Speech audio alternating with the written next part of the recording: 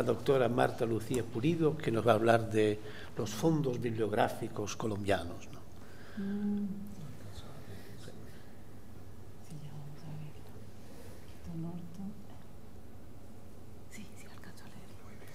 Bueno, después de la vocesota de Tomás, aquí voy a tratar de alcanzar su volumen. Antonio Bueno, Pilar Martino, Miguel Ángel Vega, colegas, es una alegría estar con ustedes en Asís. ¿Con qué bajo esto? Bueno, voy a leer directamente. La traducción ha sido actividad esencial en la conformación de las identidades y América Latina no es la excepción. La labor de recopilación bibliográfica es el primer paso para empezar a abrir camino en el campo de la investigación sobre la labor de los misioneros franciscanos en Nueva Granada y Colombia, y esta labor de recopilación particularmente en Colombia, donde esta bibliografía todavía no está bien catalogada, hay muchos asuntos en manuscritos, en el Archivo Histórico de Antioquia. En lo que se refiere específicamente a su aporte en la construcción de identidad a través de las interpretaciones, traducciones y crónicas que realizaron los franciscanos y los misioneros en general desde la época de la conquista hasta nuestros días.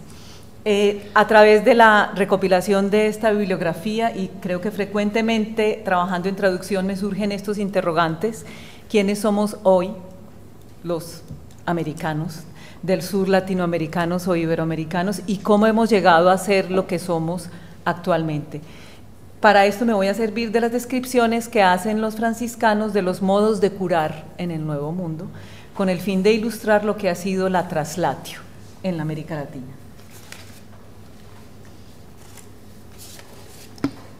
Las construcciones de los discursos coloniales están vehiculadas por las interpretaciones de la cultura que hacen los europeos, en el caso de los franciscanos, las interpretaciones de ritos, costumbres, simbologías que se concretan en las narraciones y en las crónicas que se escribieron en español en las diferentes épocas.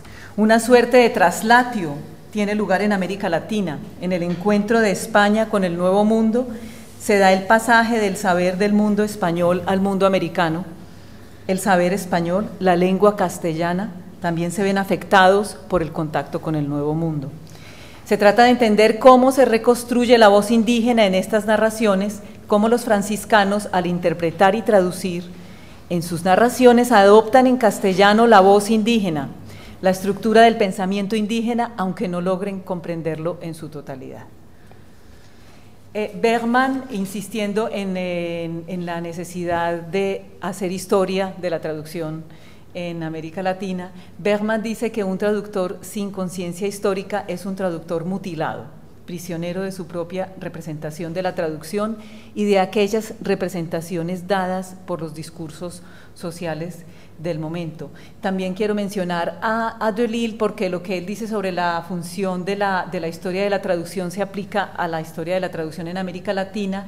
Él dice que la historia de la traducción acerca el pasado y el presente, mostrando los paralelos y las diferencias que existen entre dos tradiciones de pensamiento o de prácticas divergentes.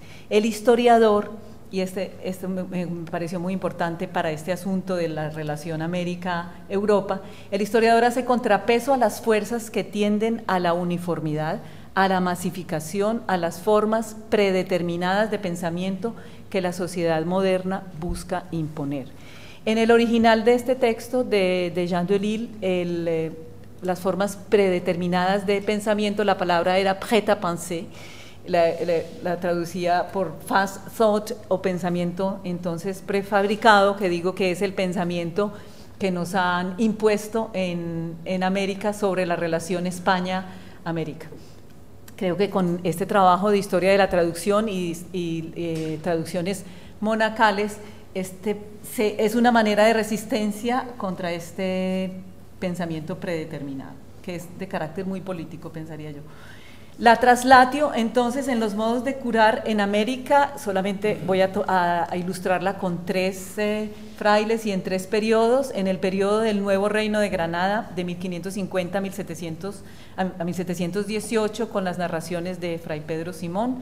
En el periodo del Virreinato, el siglo XVIII, con un recetario franciscano.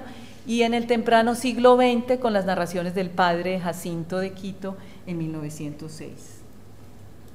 El padre Pedro Simón, en sus notas historiales, trae una narración sobre la manera de curar. Él utiliza su término médico, el término europeo, y los equivalentes en las lenguas indígenas, piaches, mojanes, jeques, que también nos llamamos hoy curanderos, chamanes. Bueno, el piache invoca al demonio para a obtener dones curativos, y también cura dando de beber polvos de palo como de Guayacán y otros que no conoce el vulgo, con unto de animales, aves y peces. Dicen palabras de encantamiento oscuras y confusas sobre el enfermo, lamen y chupan la parte donde está el dolor y algunas coyunturas, y se van a escupir lo que chupan fuera de donde está el enfermo, porque no se le vuelva el mal que le han sacado al cuerpo. Fray Pedro Simón critica el hecho de que chupen la parte herida con la boca, y sin embargo en Europa se utilizan las ventosas, ¿no?, que también dejan marcas en el cuerpo. Bueno, el piache, el médico que no logra curar al enfermo, pierde la vida. Esto lo narra Fray Pedro Simón con horror, y el horror de lo que plantea está en la utilización de la palabra médico para indicar una práctica bárbara en la que el moane, el jeque, el piache, además de invocar al demonio para adquirir los poderes curativos, pagan con la vida su incapacidad de curar. De esta manera, Fray Pedro se propone demostrar cuán bárbaros y paganos son estos indígenas. Sin embargo, lo que expone es una sistematicidad en la práctica. Además, su exposición no se queda allí, pasa inmediatamente a mencionar a los propios conquistadores, los que están ejerciendo la medicina en América, que siendo cristianos actúan como bárbaros en estas tierras, porque muchos de ellos matan a los enfermos. Al hacer esta comparación, está colocando prácticamente estas dos medicinas, entre comillas, en el mismo nivel.